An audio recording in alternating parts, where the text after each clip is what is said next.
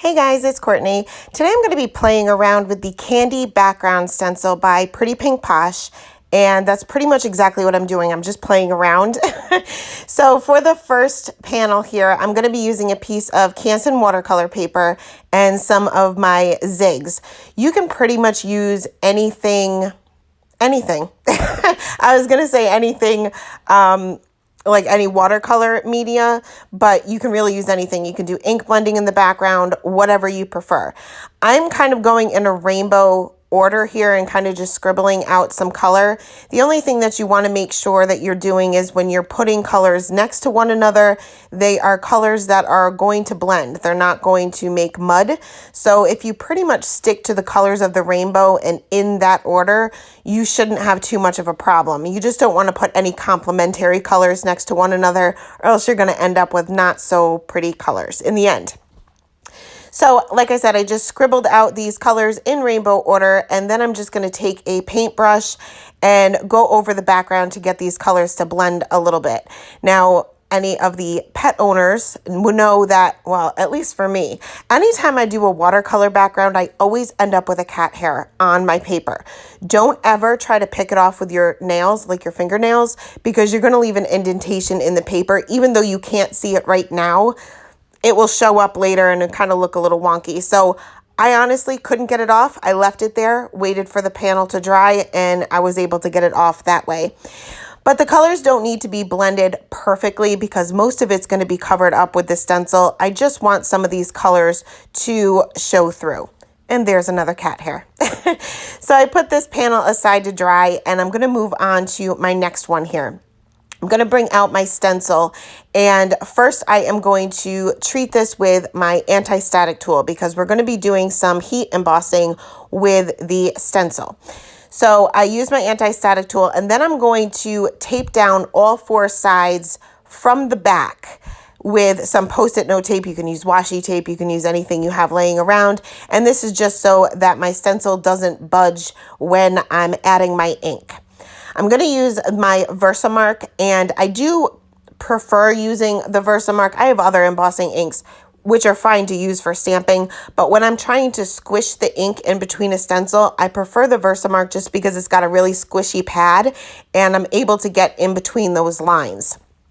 And lucky for me, my Versamark pad is so disgustingly dirty that I was able to see where I added my ink. So I'm going to carefully remove the stencil now, and I'm going to bring out some white embossing powder and cover up the entire thing.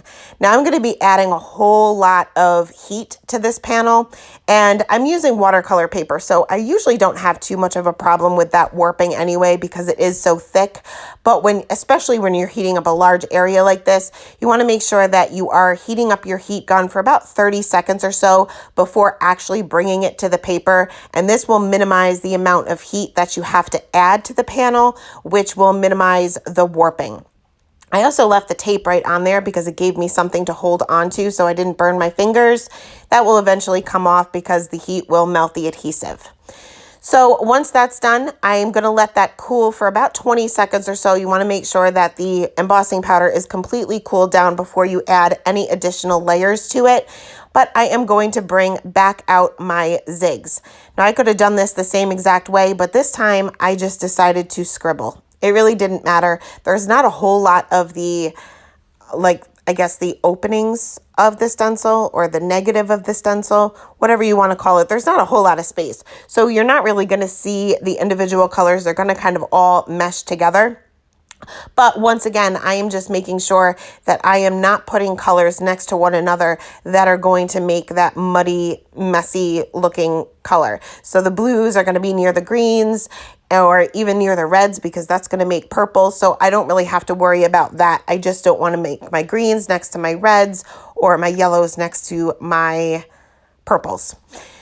So once again, I'm just going to take my paintbrush there and just paint on some water and let those colors blend. Now the emboss areas are going to resist the color, so I'm going to take just a paper towel and dab up any excess that I have sitting on top. kind of rub that down once it has a couple of seconds to kind of seep into the paper. And then I ended up taking some shimmer spray just because I felt like it looked a little bit too plain. I'm going to shake that up really good because all the good stuff settles to the bottom. Spray that on, and then once again, dab that up with the paper towel. This won't take too long to dry, probably only about 3 or 4 minutes, but I went ahead and put that aside so I can finish up the next panel.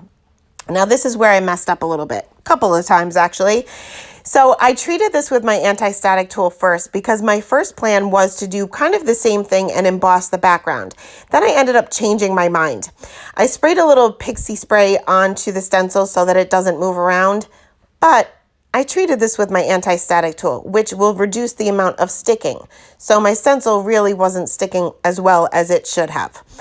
So I started out with some black soot. This is regular distress ink because, at least for me, the black soot distress oxide is not really black, and I wanted this to be a true black. I'm using a blending buddy brush here, and I'm just going carefully around the stencil. And like I said, it was lifting a lot because I used the anti-static tool, so don't do that if you're going to do the ink blending. The only way you can figure these stuff out is when you mess up. So at least I'm messing up for you so you won't have to make the same mistake. But as I was doing the ink blending, it just wasn't as opaque as I wanted it to be. I wanted this to be a really bold black image or bold black outline. So I brought out my VersaFine. This is a pigment ink, so it's going to take a little bit of time to dry, and it's also going to stain your stencil. So if you're not okay with that, don't do this either. But I'm okay with that. I'm okay with my stuff being stained because it just means that it's used and it's loved, and I'm okay with it. So I'm kind of just squishing this ink around in between all of the nooks and crannies of the stencil. And like I said, I did let this dry for maybe about 10 minutes. Probably should have given it a little bit longer because you'll see that I got a little bit on my fingers later on. But even though this will stain your stencil, you do want to make sure that you're going to clean this immediately. I just soaked mine in some soapy water. It stained it a little bit, but it really isn't too bad. It's definitely usable. So like I said, I let this panel dry for not long enough. I'd give it a good half an hour if you're going to use this particular ink or any kind of pigment ink, really. So next we are going to put together our very, very simple cards. So for the first one, I'm going to use the one with the white background. My personal favorite is the black. It looks like it's like neon. I love it.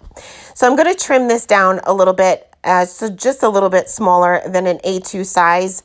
And then I'm going to take just a scrap piece of colored cardstock that I have in my stash. I've had this stuff for years, and I don't really use colored cardstock all that much, and I'm still trying to use some of this up, but it matches the background colors pretty well. So I cut that just a little bit larger than the panel itself.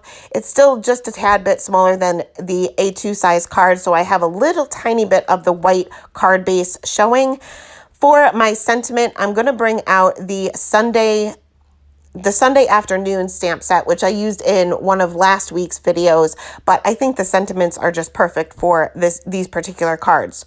So I'm going to use that same colored cardstock for my sentiment. I'm going to treat that with my anti-static tool, and this will prevent any of the embossing powder sticking to places that you don't want it to stick to. I'm going to take this large sentiment here, stamp that with the Versamark ink, sprinkle on some white embossing powder, and heat set that. Now, I believe this is really cheap cardstock because it seems pretty flimsy. So I did have quite a bit of warping, even though I heated up my heat gun first, just because it's thin, it's cheap, it is what it is. But once it does have a couple of seconds to cool down, I'm going to fussy cut this image. I'm going to cut off any excess here just so that the paper doesn't get in my way as I'm cutting. And you'll see as I go around, I am cutting off all of these little pieces that are hanging. They just get in my way. It just makes it a little bit easier. I am still leaving a border. I'm not fussy cutting this to be perfect. I just kind of want it to be kind of the shape of the sentiment itself. So once I finish that up, I am just going to add a little bit of foam tape. Well, actually quite a bit of foam tape to the back of it because like I said, I did have quite a bit of warping here. And then I'm just going to stick that to the center of my panel. And that is it for the first card. Pretty simple, but the background, you can't see the shimmer on camera, but it's very, very pretty. Next, I'm going to make 2 cards with this panel because I love it so much. I'm going to trim this down and make 2-inch strips. So I'm going to kind of do the same thing for both of these cards. I'm going to make them both the same size anyway. You can make them any size you want. Then I'm going to take some more colored cardstock. This is more of a pink, and I'm just cutting this just a tad bit larger than these strips, just so I have a little bit of the pink showing. And then I'm going to stick these down. Now the pink was a little bit longer than the strips of my background, so once the glue dried, I just snipped off any excess so that it fits nicely onto my card panels.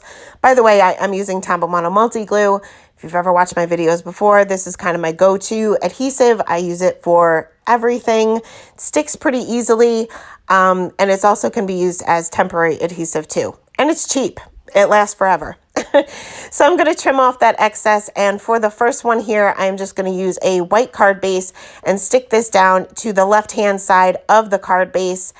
I'm going to stamp one of the sentiments from that same Sunday Afternoons stamp set right there on the right-hand side with some VersaFine Onyx Black ink. Remember, that is a pigment ink, so it doesn't dry right away.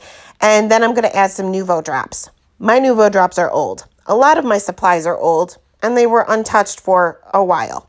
So they kind of formed peaks. They didn't form like that bead that they should. So I just tapped that on the end of my work surface, picked off another cat hair, and they kind of fell to what they are supposed to be.